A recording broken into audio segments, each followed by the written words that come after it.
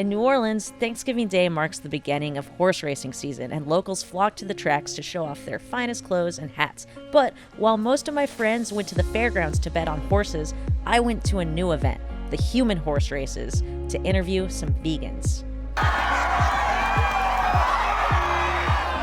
A famous YouTuber this past week said that vegans are living lives of, self-denial? Barren life of self-denial. A barren life of self-denial. Would you agree or disagree with that statement? I would disagree. I think I'm a joyful vegan person and have been since I was 15 years old. And I love cooking and I love food, And I think when people are like, what do you eat? I'm like, I literally eat everything except for this handful of animals that you have somehow randomly selected as food. A lot of people think that being vegan is like living a life of self-denial. Do you agree or disagree with that statement? 100% disagree. Yeah. Self-denial implies that you are keeping yourself from eating something, and I think that's, okay, sure, we've got an element of truth there, but it's dismissing the possibility of finding other options. Some people think that veganism is like a life of self-denial. Do you agree or disagree? No, it's like, I don't know, there's so many things people don't eat, There's so many things even people who think they eat everything don't eat. They just eat chicken all the time. Yeah, you just don't miss it. I don't know, in the early days of vegetarianism, I remember when I'd be so hungry, I haven't eaten a day. Yeah. Then sometimes I'd be visions of a chili dog or something would come into my mind, but that's where I knew I was starving. What's your relationship with veganism? What made you go vegan? What did that look like? So initially, I just wasn't feeling like I was running a clean machine. I felt like I was just kind of... You're a clean machine now. Yeah. That's for sure, yeah. I felt like I was polluting my body, and I wanted to just try something new. I'm all about trying new things, and initially switching just to vegetarianism was a very drastic shift. It felt like I was running much purer on a high octane versus a low grade diesel, Do you think that you're giving something up if you're eating vegan? I don't really think it is, because food is food. I think, giving up meat is hard. Anything that you like to do, because I think we're all creatures of habit. We're all creatures of habit. So, giving up meat, is a habit. It's a creature of habit, but I don't mind changing routines on anything. A lot of people say that vegans are missing out. Would you agree or disagree with that? No. I think that there's so much to gain by sacrificing certain things. You're not missing out, you're just opening yourself up to something else. And do you feel like you're sacrificing? No. On a scale of 1 to 10, how hard is it to be vegan?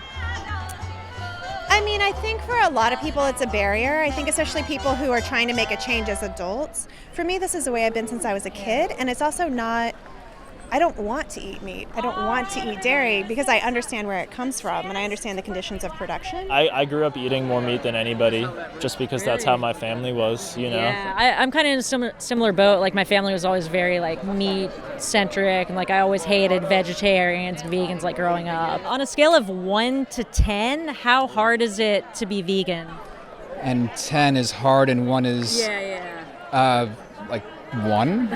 Okay. Do you think it's a big change in routine, or is it pretty easy once you know how to do it?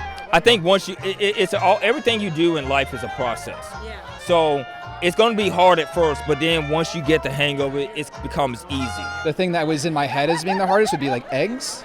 I was what's the egg replacement? And then one day I was just actually eggs is really easy to replace. I can just have beans or tofu or, seeds or whatever for breakfast. And once I realized that, it was just the one replacement that was keeping me from the edge of veganism. Yeah. And just doing that for a week, it was simple, done, go. My mom is actually Cajun, and she specifically told me, look, you can make all these dishes vegan, because guess what happened if you couldn't catch any meat? Guess what happened if, you didn't have anything? You made a vegetarian or a vegan dish. Yeah, it's kind of a privilege to eat so much meat that I feel a lot of people don't think about.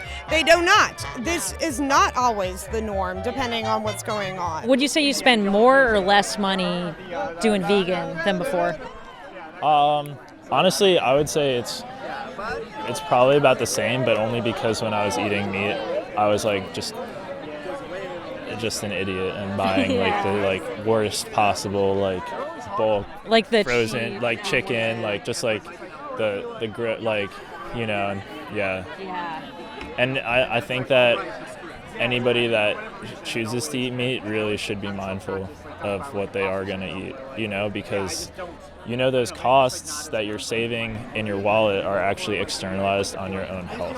I think veganism goes beyond just food. Me too.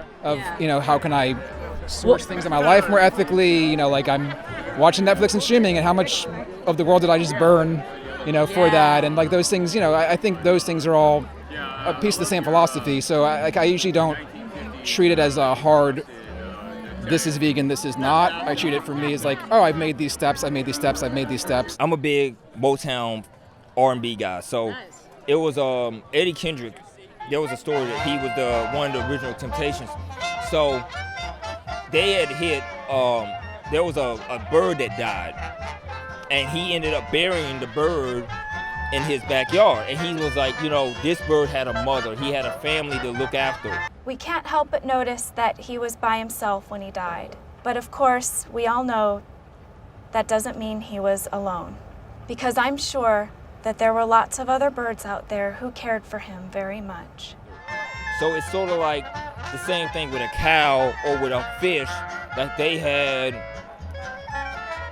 a mother and a brother and a sister to look after. Same way with a bird, they had a brother and a sister to look after. That's another thing I think people think about vegans is that we like think that we're perfect. So what would you say to that?